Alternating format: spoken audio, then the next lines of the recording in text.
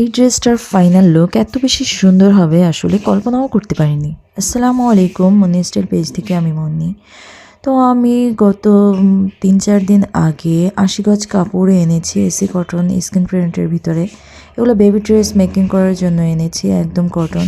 যেহেতু ঈদটা গরমের ভিতরে হয় সেহেতু এটা বাচ্চাদের জন্য অনেক বেশি আরামদায়ক হয়।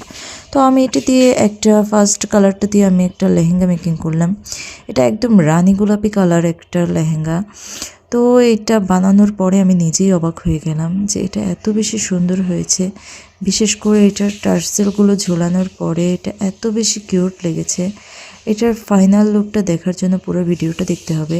তার আগে তোমরা একটু লাইক কমেন্ট শেয়ার করে দাও যদি আমার ভিডিওটা ভালো লেগে থাকে, কেননা তোমাদের কমেন্টগুলো আমার কাজ করার আগ্রহ বাড়িয়ে দেয়।